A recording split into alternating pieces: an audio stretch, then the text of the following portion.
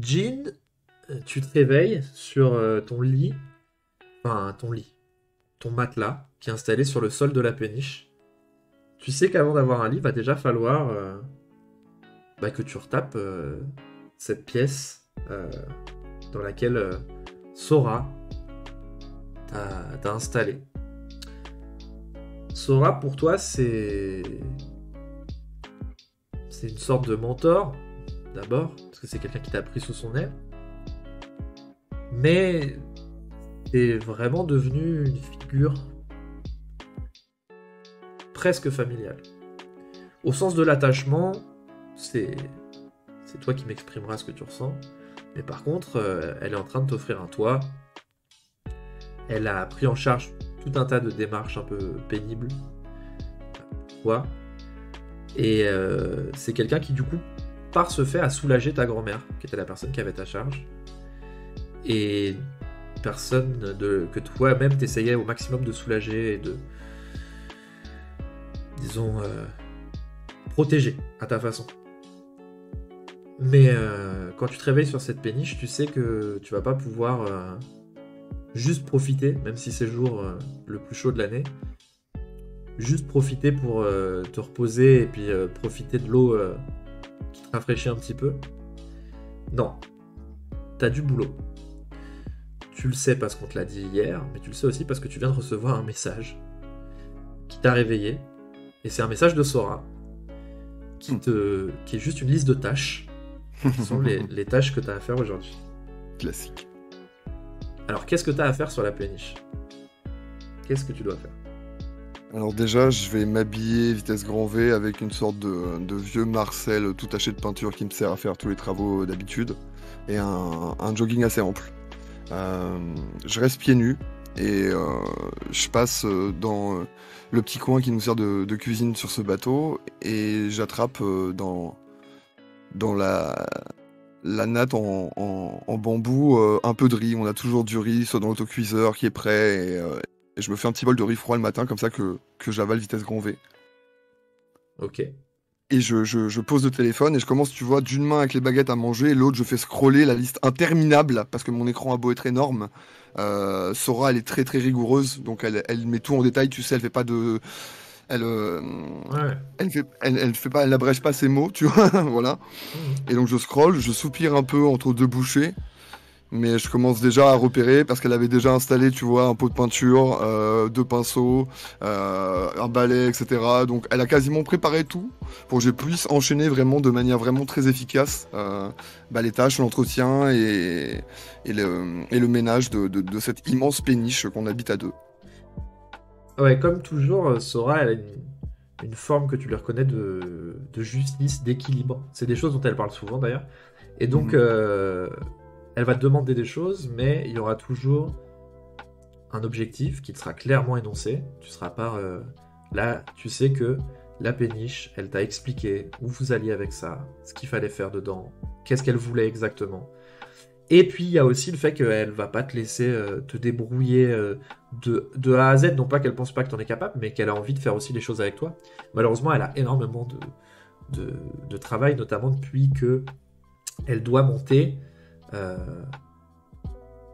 sous la bannière, on va dire, du Hayard Superpower Institute. Elle doit monter des annexes dans d'autres villes.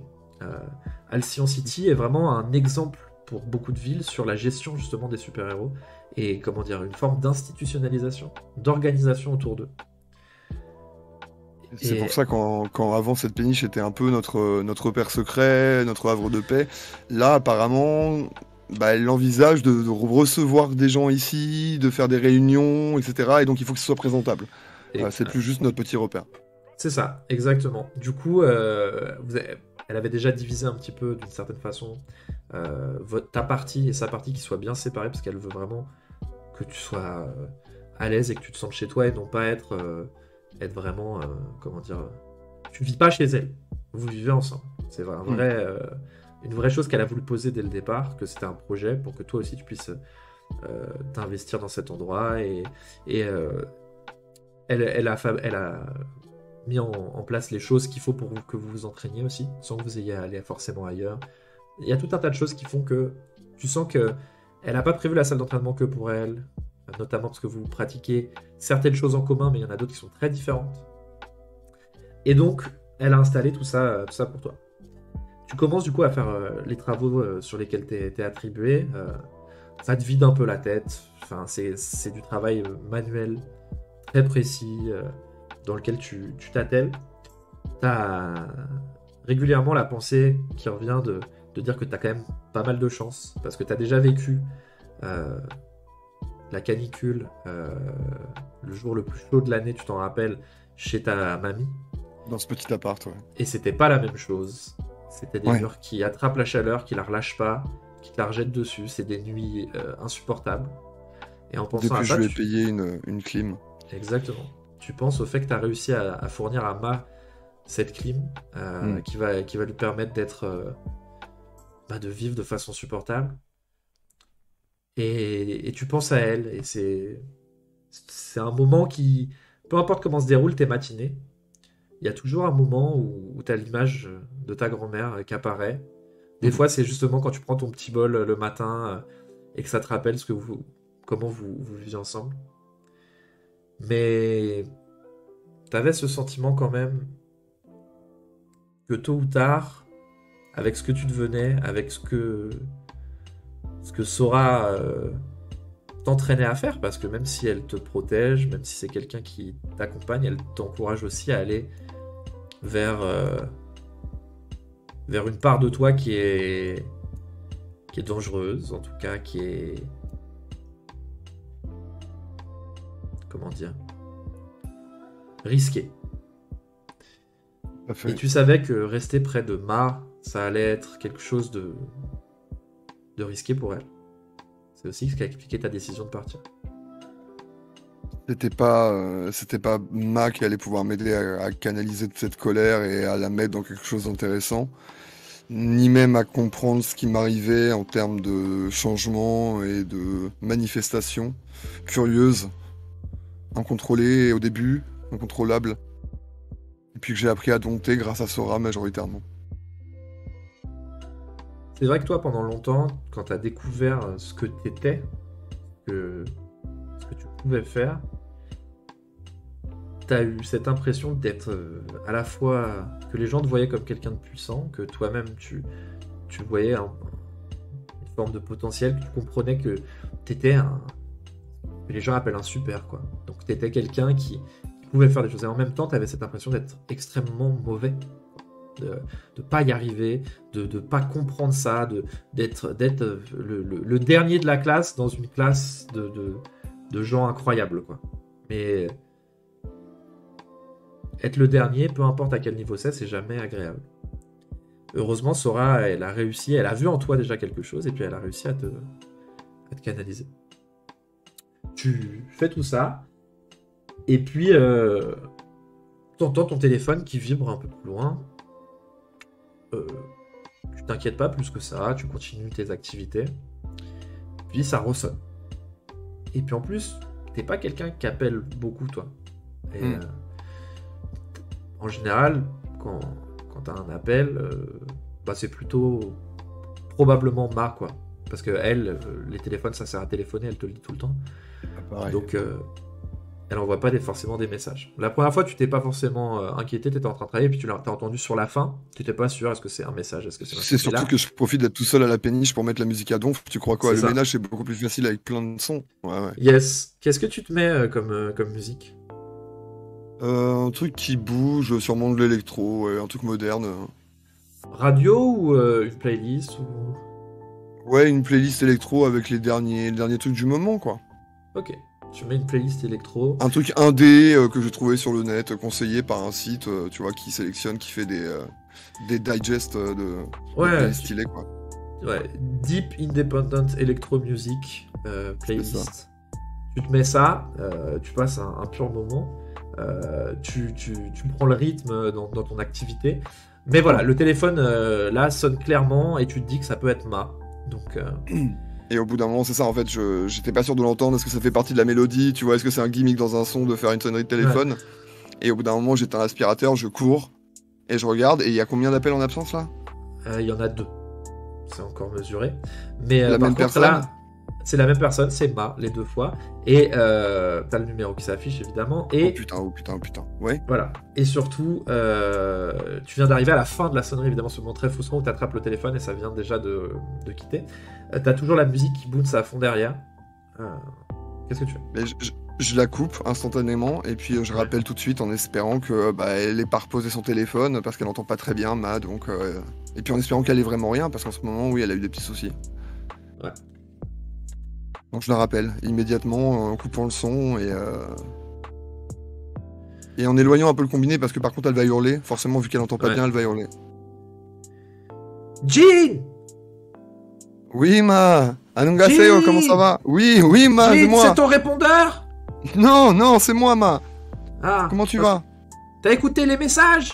Non, non, je faisais le ménage, je t'ai rappelé tout de suite, pardon. Oui, eh ben, y a pas une seconde à perdre, c'est ce que je te disais sur le message. Comment ça? J'ai reçu un coup de fil de l'hôpital. Ouais? Apparemment, ça fait 2 jours qu'ils essayent de m'appeler, mais tu sais, je sais pas bien les... Enfin, ce que je veux dire, c'est qu'apparemment, il faut que j'aille chercher mon traitement aujourd'hui, je suis en retard. Oui, oui, bah je peux y aller moi si tu veux, comme ça tu te déplaces pas. Il faut que je prenne un papier, quelque chose, Oui. ton ordonnance? Non, ça a pas l'air d'être ça. Ce qu'il disait, c'est le docteur Allman. Tu sais, le docteur Allman. Oui, oui, celui qui est beau, oui, je sais, Ma. Oui, oui. Oui, bah oui. Et il est... Enfin... Euh, Et et- donc, non mais écoute-moi, Jean, un petit peu, hein? Donc, ce que je te disais, c'est qu'apparemment, il faut surtout aller le chercher là. Ils vont bientôt fermer, ils ferment dans une demi-heure. Il D'accord. faut y aller Il faut- maintenant, c'est ça qui est important. Il faut que je cours à l'hôpital Juste- avant que ça ferme, d'accord. tu T'aurais donnes pas mon pu me le nom, dire oui. avant? Non, tu as une demi-heure, Non. j'espère que t'es pas loin. Ouais, bah écoute, je suis un petit peu occupé, mais bon, je vais faire une exception, c'est pour toi, tu sais bien. Tu es archi loin. Oui, C'est à l'opposé. je me doute bien, ouais. Je me doute bien. Je me dépêche, moi. Je suis au plus vite. Merci, hein. Et je te ramène ton riz aussi. Ouais, ouais, ça T'inquiète marche. pas, il a dit que j'allais pas non plus mourir si je l'avais pas, hein, mais faire un bon malaise quand même. T'inquiète, ça va aller, je me débrouille. Bon, je t'attends, hein. Je te prépare petite collation. Oui, oui, et puis je pourrais pas rester très longtemps parce que j'ai plein de choses à faire pour qui tu sais, d'accord? Oui. Allez, je t'embrasse, je me mets Hein? en route là, je me mets en route. Bisous, Ma. Oui, bisous. Je t'appelle Raccroche. quand j'y suis. C'est à ton nom? Raccroche. Non, c'est toi Ouais. qui raccroche. Ouais, je raccroche, mais c'est à ton nom? Quoi? Hein? Oui. Et, ok, bisous, Ma, à tout à l'heure.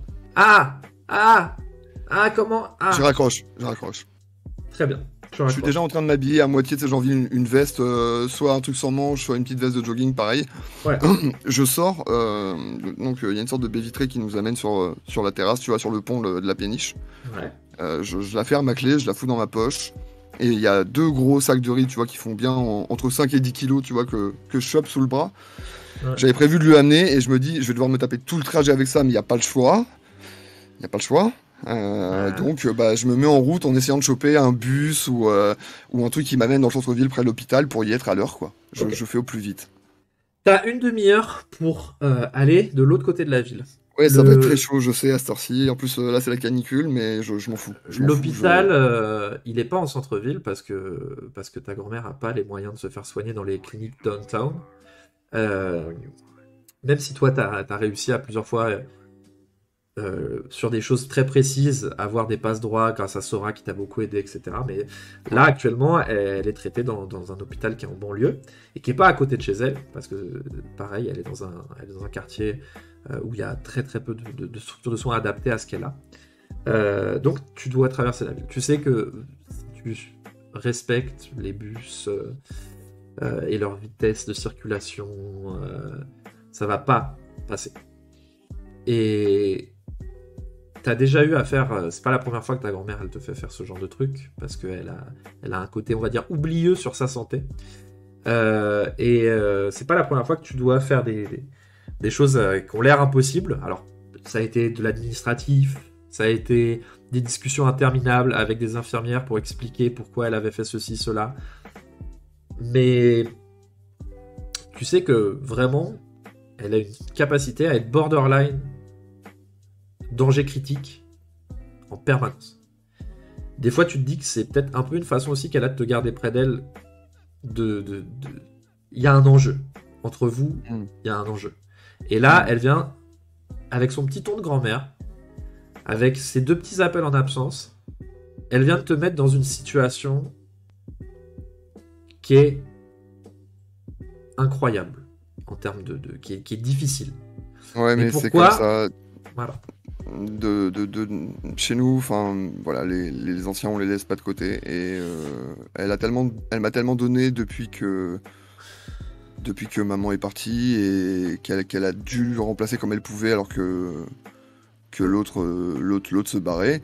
Là, c'est le minimum de lui rendre tout ça et de veiller sur elle. Et j'ai pas encore pu la faire déménager ou autre chose, mais ce que je peux le faire, je le fais, peu importe ce que ça me coûte. Tu sais aussi que c'est une des personnes qui, à sa manière, a accepté plus vite que ce que tu pensais qui tu es, la réalité de ce que tu peux faire, et qui du coup t'en demande au niveau de ce qu'elle considère. Comme Sora, elle a une façon de te voir, de te tenir en haute estime, mais en conséquence, de te demander beaucoup. T'as maintenant une demi-heure pour traverser la ville. Et là, comme ça se présage sur le papier, ça va pas le faire. Qu'est-ce que tu décides de faire ? Je réalise que je vais pas pouvoir y arriver par des moyens conventionnels. Je me débrouille pour essayer de monter sur un toit. Ouais. Avec ce cagnard, il y a des tonnes d'éléments avec lesquels je suis très familier qui se baladent sur les toits. Et j'ai beau être chargé, je pense que c'est jouable. Et à un moment donné, on va me voir juste passer ma capuche et disparaître dans une sorte de petit nuage noir. Et puis réapparaître un peu plus loin, en sortant d'une ombre, projetée par soit la cabine d'escalier, tu sais, qui dépasse de ces grands toits plats, soit d'une cheminée ou ce genre de choses. Et d'ombre en ombre, je vais essayer de gagner du temps et de me rapprocher au prix d'efforts considérables. Je sais que si j'utilise autant mon pouvoir, après en rentrant à la péniche, il y a encore tout le boulot qui m'attend et je vais être lessivé. Mais c'est pas grave. Il y a des personnes pour qui on fait n'importe quoi. Et Ma en fait partie pour Jean. C'est même une des dernières. Je vais donc m'épuiser. Ces ombres, pour toi, c'est un terrain de jeu. Certes. Là, ce soleil qui dessine des ombres archi marquées au sol, noires d'encre. Pour toi, c'est le paradis, quelque part. Le paradis pour tes capacités, pour ce que tu sais faire. D'ombre en ombre, tu disparais et réapparais, te rapprochant à chaque seconde de ton objectif. De toit d'immeuble en toit d'immeuble. Le soleil te casse le crâne.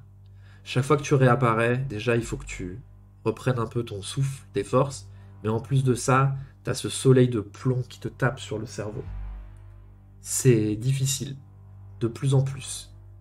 On pourrait comparer ça à quelqu'un qui essaye de traverser la ville en courant, sauf que tu vas plus vite.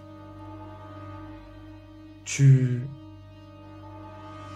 cherches en permanence l'ombre la plus propice, celle qui te fera gagner le plus de mètres, celle qui te permettra d'avoir l'effort le moins intense à fournir parce qu'elle est une ombre vraiment intense, vraiment puissante. Personne, à part toi, voit la puissance de l'ombre. Mais toi, tu vois, selon sa forme, sa couleur, l'angle. Tu sais ce que tu vas pouvoir faire avec. Tu continues à avancer à la recherche de tout ça. Et tu arrives dans un quartier où les toits sont moins hauts, les bâtiments plus bas. Tu te rapproches un peu de la rue et des fois la meilleure ombre, elle est en bas de la rue. T'as pas envie de te téléporter en bas de la rue. T'as déjà un début de réputation. Ça serait étrange, ça pourrait faire paniquer les gens. C'est pas vraiment quelque chose avec lequel. C'est pas quelque chose avec lequel t'es à l'aise. Mais en même temps, quand tu regardes ta montre, ça va commencer à être compliqué. T'arrives à résister à l'urgence de faire ça et à te dire non mais peut pousser encore le rythme. Tu repères les ombres, tu avances, tu repères. À un moment, devant toi, tu repères la meilleure ombre. La meilleure. Une de celles que, vraiment, ça serait une facilité pour toi, incroyable. C'est l'ombre d'un humain. Mais ce qui te choque, quand ça arrive, quand tu la vois, c'est pas l'ombre, parce que tu peux y résister, tu viens de le faire sur plusieurs toits, c'est pas l'urgence de te téléporter à l'intérieur, d'avancer, de t'en servir, et de te retrouver au milieu des passants. C'est qu'au milieu des passants, il se passe un truc très étrange, quoi. Il y a une bouche d'égout qui est soulevée, et tu vois quelqu'un rentrer dedans. Mais cette personne, elle a pas du tout l'air de quelqu'un qui travaille dans les égouts. Ouais. Elle n'a pas la tenue appropriée. Elle a même une façon de se tenir et une façon de descendre dedans que tu trouves immédiatement étrange. Sora m'a appris à repérer les comportements alarmants, suspects. Et là, tu as clairement ton Sora Sense qui s'active. Il y a quelque chose dans ce qu'elle t'a appris que tu sens. Si elle était là, on y serait déjà. Mais Sora est pas là. Et Ma a besoin de moi. Donc, j'en perds aucune miette. Je note ça dans ma tête. J'ai cartographié la ville par cœur avec Sora, puisque c'est là où on opère, majoritairement. Et du coup, j'essaie de me rappeler l'endroit par lequel il est rentré, les rues, le croisement. Et je me dis que je reviendrai dès que j'aurai fait ma livraison auprès de Ma. Note tout. Dans ta tête, tout apparaît très clairement. Tu sais à quel quartier de la ville tu es. Tu connais, tu as une idée de qu'est-ce que ça peut vouloir dire en termes de cartographie souterraine aussi. Qu'est-ce qu'il pourrait y avoir dans le coin. Tu essayes de faire des liens. Mais ces liens, tu peux pas les faire sans avancer. Tu continues à avancer. Tu commences à être vraiment épuisé, fatigué. La transpiration est vraiment partout sur ton corps. Tu t'essuies régulièrement, ça sert à rien. Immédiatement, ça ressort, comme si tu n'avais jamais rien fait. Tu finis par arriver à l'approche de l'hôpital. T'es sur le toit d'un bâtiment en face, et tu vois l'hôpital auquel tu dois aller. Je cours. Dès que je suis à bonne distance, je sors de l'ombre et je récupère mon souffle, tu vois. Je sais pas s'il y a une fontaine publique à l'extérieur ou dans le hall de l'hôpital, tu vois, mais je vais descendre 2 ou 3 gobelets comme ça devant le regard ébahi de tous les gens qui attendent, les patients, et me diriger vers le comptoir et... Tu regardes l'heure, il est 28. T'as 2 minutes pour te retrouver dans le bureau du docteur Allman, qui est au 2e étage. Docteur Allman, et bah je le connais de toute façon, logiquement, j'y suis déjà allé, j'ai déjà accompagné sûrement. Oui. Je fonce et je bloque la porte avec ma main s'il s'apprête à sortir ou tu vois, enfin... Ah, il s'apprête à sortir, tu bloques la porte avec la main. Oh là oh là, vous venez d'où? De loin, de très très loin. Ma grand-mère m'a appelé, elle est pas en état de venir chercher son traitement ou ses résultats, j'ai pas bien compris au téléphone, même elle est un peu confuse, vous savez, à son âge. Il paraît que vous avez quelque chose que je peux lui amener. Et bah vous avez de la chance parce qu'on allait fermer à l'instant là. Et malheureusement, l'infirmière qui doit être de garde est absente. Donc on n'aurait pas pu le confier, c'est...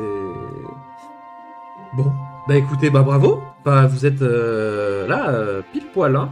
Oui, alors bah si on peut abréger parce que vous êtes pressé, moi aussi, vous voyez, j'ai encore ces 2 gros sacs à livrer, donc... ça empêche pas d'être poli non plus, hein. Non, je vous doute, mais elle a tellement peur, vous savez, elle est un peu fébrile en ce moment, comme je vous le dis, c'est une semaine à l'autre, c'est un peu le yo-yo, quoi. Bah vous inquiétez pas, de toute façon je lui avais dit qu'elle avait encore 2 jours pour venir les chercher, hein, que c'était pas si urgent que ça, hein. Donc elle était vraiment... elle était tranquille, hein. Ah, elle vous a pas dit ça, de ce que je vois? Non, pas vraiment, non. Non, mais j'ai peut-être pas été clair dans mon message. Après, des fois, vous savez, j'ai beaucoup de patience. C'est pas vous, docteur, c'est peut-être ma faute. Non, c'est pas vous. Non, mais ça m'embête, parce que je vois que vous avez couru, et puis en plus... Ah non, il n'y avait pas école aujourd'hui, ceci dit. Donc, non, mais je suis désolé de vous importuner, voilà, avec la conspiration, mais vraiment, j'ai couru ici en pensant à une urgence. Bon, bah, vu que je suis là, je vais quand même les prendre, et bah, excusez ma rudesse, hein, c'est... Voilà. Bon, tenez. Bon, elle connaît la posologie, mais je vais quand même vous la répéter. Donc celui-là, C'est une fois par jour, le matin, avec Attendez, quelque bougez pas, chose à je sors manger. mon téléphone, je le note, merci beaucoup.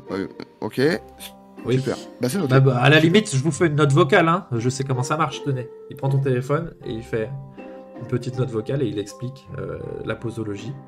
Bon, vous lui enverrez. Super. Comme ça, elle aura les deux. Comme ça, voilà, voilà, super. Bon, bon, bah tenez. Bon, vous avez de la chance, je l'ai déjà vu. Normalement, j'ai pas le droit de donner ça à un mineur. Mais bon, allez, allez, allez. Oui, je suis docteur, mais vous C'est pour savez votre bien, enfin... grand-mère, c'est pas grave. Ça me fait plaisir. Et il tend Merci, un petit merci docteur. sac et dedans il y a ces boîtes un peu typiques américaines, orange, transparentes avec Ok. le blanc qui se visse.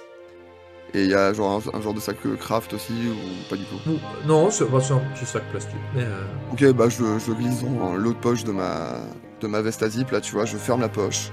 tu sais qu'il te reste un bon bout de chemin maintenant pour arriver chez ta grand-mère, mais que ça sera... t'es plus pressé, quoi.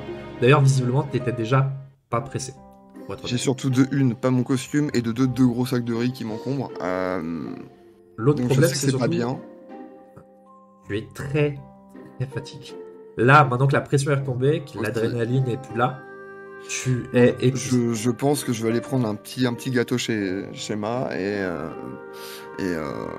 je vais essayer de prendre le temps qu'il faut, même s'il y a des bus, machin. Maintenant que je sais que c'est pas pressé, si tu veux, je prends mon temps, et je me dis que dès que j'aurai récupéré un petit peu, soit j'avertirai Sora, soit j'avertirai les potes de ce que j'ai vu. Et on décidera quoi faire ensemble.